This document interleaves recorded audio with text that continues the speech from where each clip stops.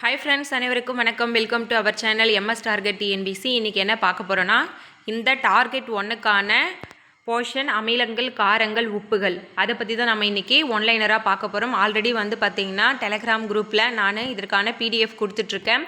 அந்த பிடிஎஃப்பில் இருக்கிறத நீங்கள் அமிலங்கள், காரங்கள், உப்புகள் தியரியை வந்து நீங்கள் ஒன் டைம் படிச்சுக்கோங்க. படிச்சுட்டு இந்த இம்பார்ட்டன்ட் ஒன்லைனர் வீடியோவை பார்த்துருங்க, போதுமானது. ஓகேங்களா? ஆனுவல் பிளானர் வந்தோடனே நம்ம டீப்பாக படிச்சுக்கலாம். சயின்ஸ் விடக்கூடாது, சைட் பை சைடாக படிச்சுட்டே போகணுன்றதுக்காக தான் உங்களுக்கு சயின்ஸும் ஆட் பண்ணி கொடுத்துருக்கேன். கரண்ட் அஃபேர்ஸும் சயின்ஸும் நீங்கள் என்ன பண்ணணும்னா ஓரளவுக்கு சும்மா லைட்டாக படிச்சுட்டே வந்துருங்க. நீங்கள் ஜிஎஸ், தமிழ், மேக்ஸ்க்கு இம்பார்ட்டன்ட் கொடுத்து படிங்க. சயின்ஸ் வந்து இது போல் கொடுக்குற ஒன்லைனரும் நான் கொடுக்குற பிடிஎஃப்பும் ஒரு டைம் நீங்கள் பார்த்துருங்க. ஓகேங்களா? பிடிஎஃப் ஒரு டைம் படிச்சுட்டு வீடியோ ஒரு டைம் பாருங்கள், இதுவே போதுமானது. கொஷின்ஸ் கேட்குறப்போ உங்களுக்கு ஆன்சர் பண்ணுறதுக்கு ஈஸியாக இருக்கும். சயின்ஸை விட்டுறாதீங்க, சைட் பை சைடாக சயின்ஸுமே வந்து படிச்சுட்டு வரணும். அதுக்காக தான் வந்து இம்பார்ட்டன்ட் டாபிக்ஸ் மட்டும் கொடுத்துருக்கேன் உங்களுக்கு. இப்போ வாங்க, இதில் முக்கியமாக பார்த்தீங்கன்னா மொத்தம் 65 கொஷின் இருக்குது. வீடியோ ஃபுல்லாக ஸ்கிப் பண்ணாமல் பாருங்கள். சப்போஸ் உங்களால் பிடிஎஃப் படிக்க முடியல, டெலிகிராமில் கொடுத்துருக்குற பிடிஎஃப் உங்களால் படிக்க முடியலன்னா அட்லீஸ்ட் இந்த ஒன்லைனராவது பாருங்கள், உங்களுக்கு யூஸ்ஃபுல்லாக இருக்கும். அமிலங்கள், காரங்கள், உப்புகள் இதில் இருக்கக்கூடிய முக்கியமான ஒன்லைனர் தான் எடுத்திருக்கோம். வீடியோ ஃபுல்லாக பாருங்கள். இது மட்டும் கூட போதுமானது. உங்களுக்கு படிக்க டைம் இல்லைன்னா இந்த ஒன்லைனரை கூட மறுபடியும் கேட்டு நான் சொல்கிறப்ப நீங்கள் கேட்டிங்கன்னா அந்த ஆன்சர் வந்து உங்களுக்கு மனசில் பதிஞ்சிரும். அது மட்டும் கூட உங்களால் படிக்க டைம் இல்லை, ஒர்க்கிங் உமனு இல்லை சில்ட்ரன்ஸ் வச்சுருக்கீங்க, எனக்கு ஜிஎஸ், தமிழ், மேக்ஸ் பார்க்கவே சரியாக இருக்குது, சயின்ஸ் படிக்க டைம் இல்லைன்றவங்க அட்லீஸ்ட் இந்த 1 or 2 டைம்ஸ் ஆகுது இந்த வீடியோ பாருங்கள். உங்களுக்கு அந்த ஒன்லைனில் இருக்கிறதாவது மனசில் பதியும். ஓகேங்களா? ஏன்னா ரொம்ப ரொம்ப முக்கியமான ஒன்லைனர் தான் நம்ம கொடுத்துருக்கோம். வாங்க வீடியோக்குள்ளே போகலாம். முதல் வினா, அமிலம் நீரில் கரையும் பொழுது எந்த அயனிகளை தருகிறது? அமிலம் நீரில் கரையும் பொழுது எந்த அயனிகளை தருகிறதுனா ஹைட்ரஜன் அயனிகள். இது அணிகள் இல்லை, அயனிகள். அமிலம் நீரில் கரையும் பொழுது எந்த அயனிகளை தருகிறதுனா ஹைட்ரஜன் அயனிகள். அடுத்து நம்ம அமிலம், காரம், உப்புதனை பற்றி பார்க்க போகிறோம். அதை பற்றின ஒன்லைனர் தான் இது. அமிலம் நீரில் கரையும் பொழுது எந்த அயனிகளை தருகிறதுனா ஹைட்ரஜன் அயனிகள். காரம் நீரில் கரையும் பொழுது எந்த அயனிகளை தருகிறதுனா ஹைட்ராக்சைடு அயனிகள். அமிலம் நீரில் கரையும் பொழுது ஹைட்ரஜன் அயனிகளையும், காரம் நீரில் கரையும் பொழுது ஹைட்ராக்சைடு அயனிகளையும் தருகிறது. அமிலமும் காரமும் ஒன்றோடு ஒன்று வினை புரிந்து தரும் நடுநிலை வினைப்பொருள் தான் உப்புன்னு சொல்கிறாங்க. நம்மளோட டாபிக் என்ன? அமிலம், காரம், உப்பு. ஓகேங்களா? இதில் அமிலம் நீரில் கரையும் பொழுது ஹைட்ரஜன் அயனியும், காரம் நீரில் கரையும் பொழுது ஹைட்ராக்சைடு அயனிகளையும் தருகிறது. அமிலமும் காரமும் ஒன்றோடு ஒன்று வினை புரியும் போது நமக்கு கிடைக்கக்கூடிய நடுநிலை பொருள் தான் என்ன? உப்பு. அடுத்து 4வது வினா, ஆசிட் என்ற ஆங்கில சொல் எந்த மொழியிலிருந்து பெறப்பட்டது? ஆசிட் என்ற ஆங்கில சொல் எந்த மொழியிலிருந்து பெறப்பட்டது? எந்த மொழியிலிருந்து பெறப்பட்டது? அசிடஸ். ஆசிட் என்ற ஆங்கில சொல் எந்த மொழியிலிருந்து பெறப்பட்டதுன்னா அசிடஸ். அடுத்து 1884ஆம் ஆண்டு யார் அமிலம், காரங்களை பற்றிய கொள்கையை முன்மொழிந்தனர்? 1884ஆம் ஆண்டு யார் அமிலம், காரங்களை பற்றிய கொள்கைகளை முன்மொழிந்தனர்னா ஷ்வாண்டே ஹர்னீஸ். 1884ஆம் ஆண்டு யார் அமிலம், காரங்களை பற்றிய கொள்கையை முன்மொழிந்தனர்னா ஷ்வாண்டே ஹரினீஸ். அடுத்து 6வது வினா பாருங்க, ஒன்று அல்லது அதற்கு மேற்பட்ட இடப்பெயர்ச்சி செய்யத்தக்க ஹைட்ரஜன் அணுக்களை கொண்டவை. ஒன்று அல்லது அதற்கு மேற்பட்ட இடப்பெயர்ச்சி செய்யத்தக்க ஹைட்ரஜன் அணுக்களை கொண்டவை அமிலங்கள். ஒன்று அல்லது அதற்கு மேற்பட்ட இடப்பெயர்ச்சி செய்யத்தக்க ஹைட்ரஜன் அணுக்களை கொண்டவை அமிலங்கள். அடுத்து 7வது வினா, தாவரங்கள் மற்றும் விலங்குகளில் காணப்படும் அமிலங்கள் எவ்வகையான அமிலங்கள்னா கரிம அமிலங்கள். தாவரங்கள் மற்றும் விலங்குகளில் காணப்படும் அமிலங்கள் வந்து கரிம அமிலங்கள். பாறைகள் மற்றும் கனிம பொருட்களில் இருந்து பெறப்படும் அமிலங்கள் கனிம அமிலங்கள். தாவரங்கள் மற்றும் விலங்குகளில் இருந்து காணப்படும் அமிலங்கள் வந்து கரிம அமிலம். பாறைகள் மற்றும் கனிம பொருட்களிலிருந்து பெறப்படும் அமிலம் வந்து கனிம அமிலம். அடுத்து 9வது வினா, கரிம அமிலத்திற்கு எடுத்துக்காட்டு HCOOH.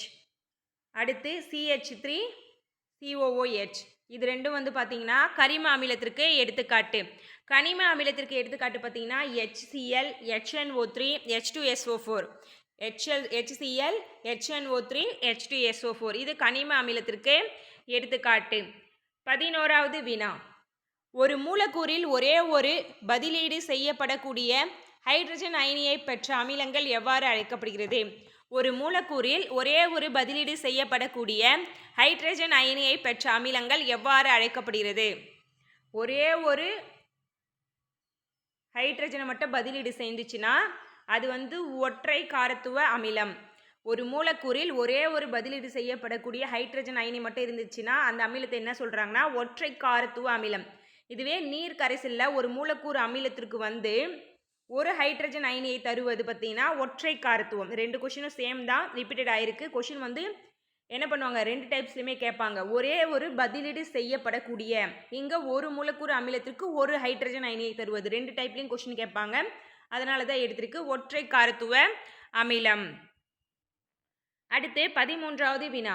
நீர் கரைசலில் ஒரு மூலக்கூறு அமிலத்திற்கு 2 ஹைட்ரஜன் அயனிகளை தந்தா அது இரட்டை காரத்துவம் அமிலம். இதுதான் முக்கியம். ஒரு ஹைட்ரஜன் தந்தா அது ஒற்றை காரத்துவ அமிலம், 2 ஹைட்ரஜன் அயனிகளை தந்தா அது இரட்டை காரத்துவ அமிலம். நீர் கரைசலில் ஒரு மூலக்கூறு அமிலத்திற்கு 3 நீர் கரைசலில் ஒரு மூலக்கூறு அமிலத்திற்கு 3 ஹைட்ரஜன் அயனிகளை தந்தா அது மும்மை காரத்துவ அமிலம். 3 ஹைட்ரஜன் அயனிகளை தந்தா அது மும்மை காரத்துவ அமிலம். அடுத்து 15வது வினா.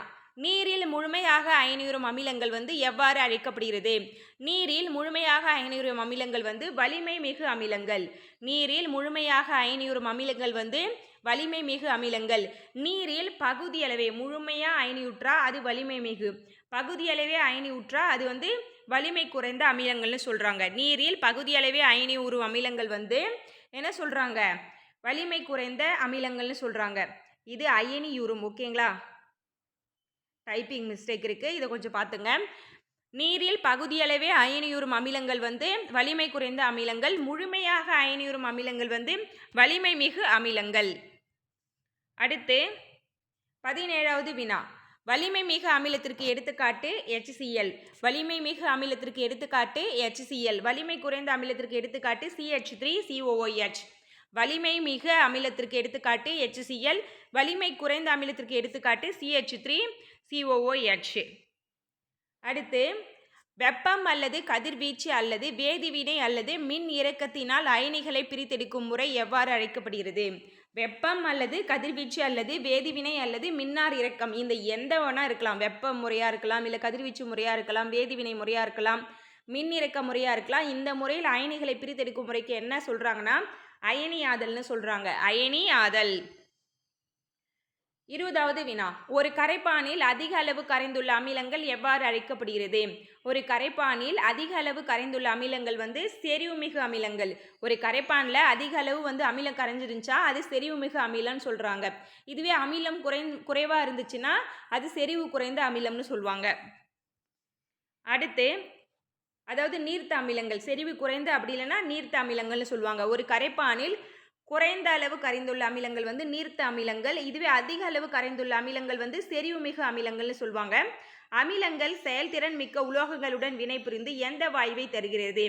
அமிலங்கள் செயல்திறன் மிக்க உலோகங்களுடன் வினைபுரிந்து எந்த வாயுவை தருகின்றதுன்னா ஹைட்ரஜன் வாயுவை தருகிறது. அமிலங்கள் செயல்திறன் மிக்க உலோகங்களுடன் வினைபுரிந்து எந்த வாயுவை தருகிறதுனா ஹைட்ரஜன் வாயுவை தருகிறது. எந்த உலோகங்கள் அமிலத்துடன் வினைபுரிந்து ஹைட்ரஜனை வெளியேற்றுவதில்லை? எந்த உலோகங்கள் அமிலத்துடன் வினைபுரிந்து ஹைட்ரஜனை வெளியேற்றுவதில்லைன்னா AgCu, Agயும் Cuவும். அடுத்து 24வது வினா. வேதிப்பொருட்களின் அரசல் என அழைக்கப்படுவது எந்த அமிலம்? சல்ஃபியூரிக் அமிலம். வேதிப்பொருட்களின் அரசன் என அழைக்கப்படும் அமிலம் சல்ஃபியூரிக் அமிலம். அடுத்து கழிவறைகளை தூய்மைப்படுத்தும் பொருளாக பயன்படும் அமிலம் ஹைட்ரோகுளோரிக் அமிலம். வேதிப்பொருட்களின் அரசன் சல்ஃபியூரிக் அமிலம். கழிவறைகளை தூய்மைப்படுத்தும் பொருளாக பயன்படுவது ஹைட்ரோகுளோரிக் அமிலம். உணவுப் பொருட்களை பதப்படுத்த பயன்படுத்தப்படும் அமிலம் சிட்ரிக் அமிலம். வேதிப்பொருட்களின் அரசன் சல்ஃபியூரிக் அமிலம். கழிவறைகளை தூய்மைப்படுத்தும் பொருளாக யூஸ் பண்ணுறது ஹைட்ரோகுளோரிக் அமிலம். உணவுப் பொருட்களை பதப்படுத்த சிட்ரிக் அமிலம் யூஸ் பண்ணுறாங்க. அடுத்து அமோனியம் நைட்ரேட் என்ற சேர்மம் சாயங்கள், வண்ணத்து பூச்சிகள் மற்றும் மருந்துகளை தயாரிக்க பயன்படும் அமிலம் எது? அமோனியம் நைட்ரேட் என்ற சேர்மம் சாயங்கள், வண்ணத்து பூச்சிகள் மற்றும் மருந்துகளை தயாரிக்க பயன்படும் அமிலங்கள்னா நைட்ரிக் அமிலம். நைட்ரிக் அமிலம். அடுத்து 28வது வினா. குவார்ட்ஸ் படிகத்தில் ஏற்படும் இரும்பு மற்றும் மேக்னஸ் படிவுகளை சுத்தம் செய்யவும் மரப்பொருட்களை தூய்மைப்படுத்தவும் கருப்பு கரைகளை நீக்கவும் பயன்படும் அமிலம் வந்து ஆக்சாலிக் அமிலம். என்ன அமிலம்னா ஆக்சாலிக் அமிலம். அடுத்து காற்று அடைக்கப்பட்ட பானங்களில் பயன்படும் அமிலம் கார்பானிக் அமிலம்.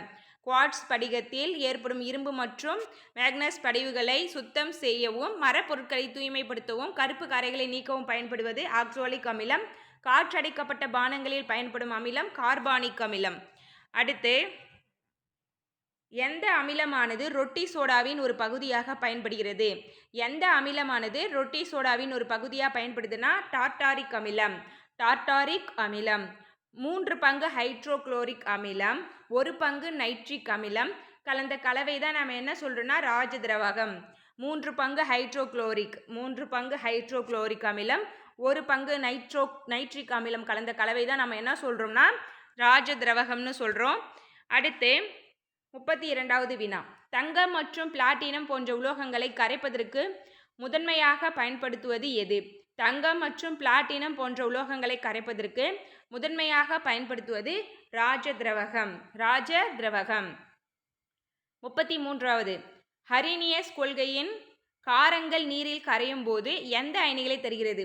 ஹரினியஸ் கொள்கையின் படி காரங்கள் நீரில் கரையும் பொழுது எந்த அயனிகளை தருகிறதுனா ஹைட்ராக்சைடு அயனிகளை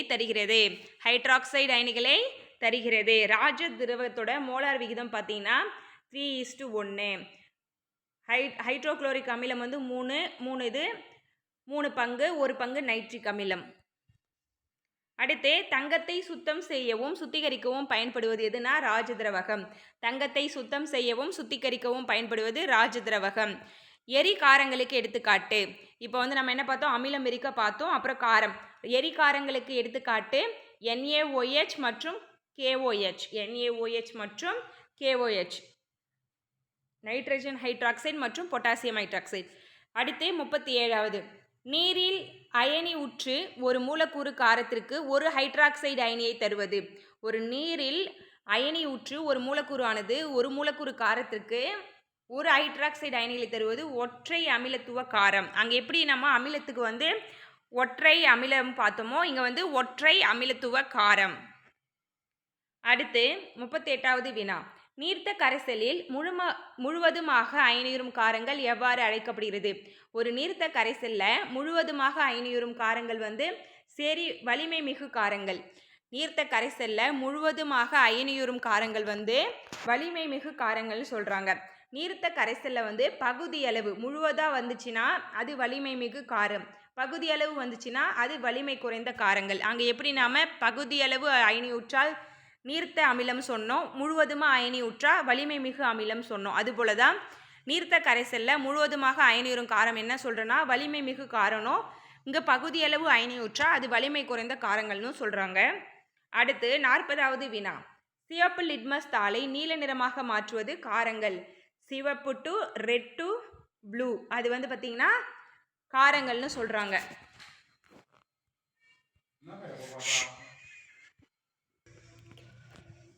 சிவப்பு லிட்மஸ் தாளை நீல நிறமாக மாற்றுவது காரங்கள்.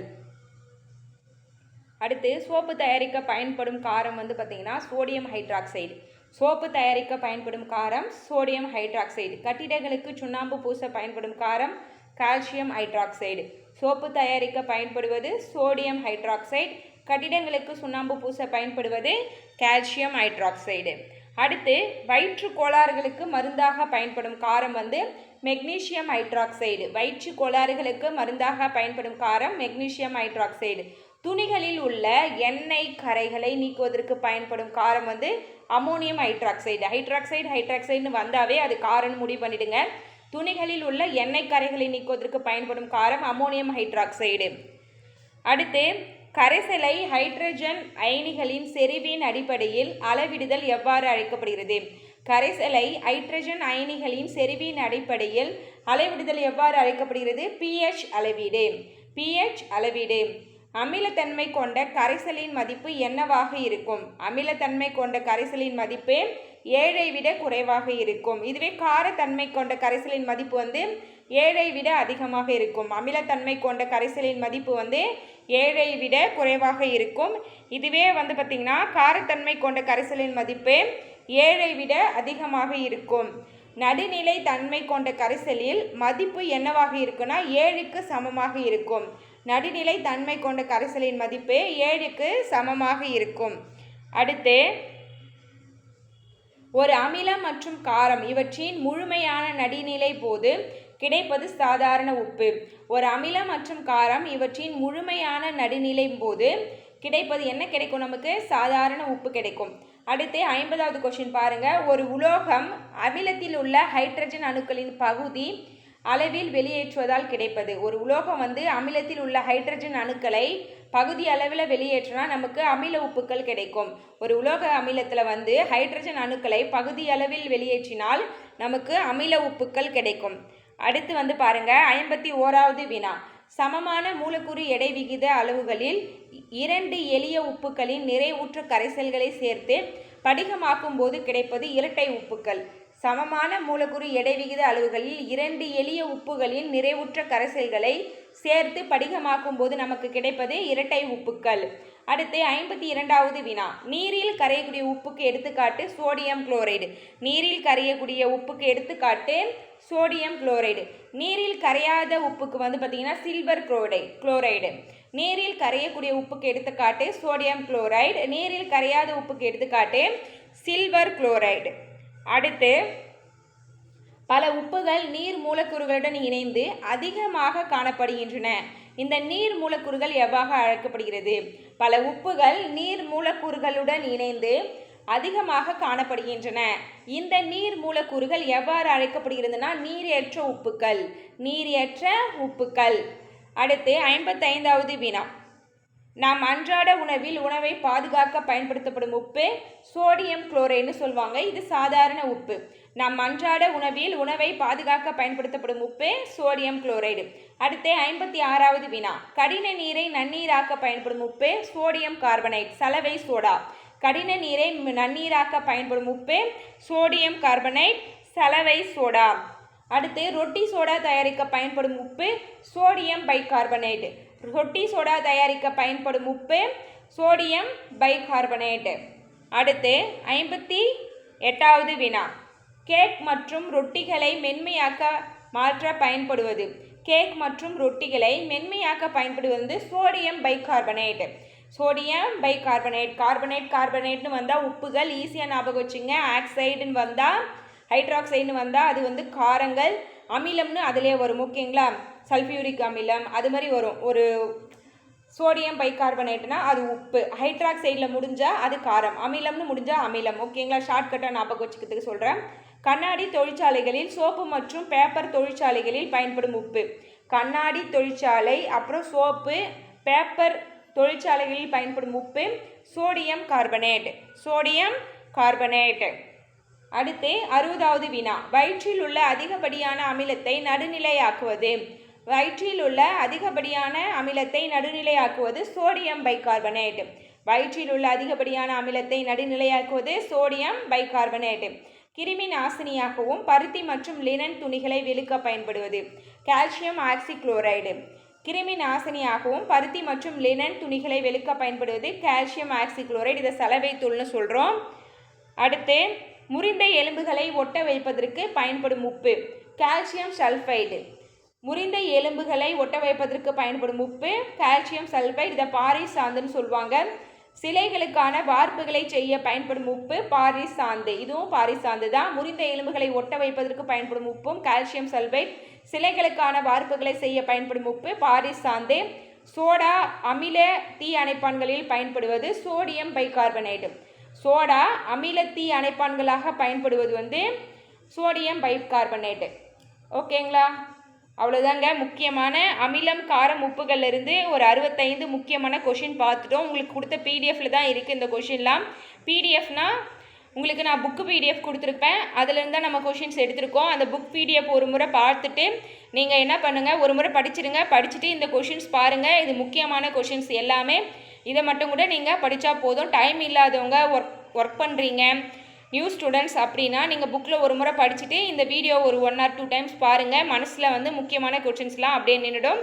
ஓகேங்களா, அவ்வளோதாங்க. இந்த வீடியோ இதோட ஃபினிஷ் ஆகுது. வீடியோ உங்களுக்கு யூஸ்ஃபுல்லாக இருக்கும்னு நினைக்கிறேன். யூஸ்ஃபுல்லாக இருந்தால் வீடியோக்கு ஒரு லைக் பண்ணி வச்சுக்கோங்க. தென் நம்ம சேனல் யாருன்னா புதுசாக பார்க்குறீங்கன்னா சப்ஸ்கிரைப் பண்ணி ஃபாலோ பண்ணிக்கோங்க. கீழே டெலகிராம் சேனலில் கொடுக்குறேன் லிங்க்கு, அது நீங்கள் ஆட் ஆகிக்குங்க. அதில் வந்து பார்த்திங்கன்னா நம்ம 120 டேஸ் ஸ்டடி பிளான் போயிட்டுருக்கு. அது தெரியாதவங்க அதில் ஜாயின் பண்ணி அதை ஃபாலோ பண்ணுறதுனா ஃபாலோ பண்ணுங்கள். உங்களை வேறொரு வீடியோவில் சந்திக்கிறேன். நன்றி.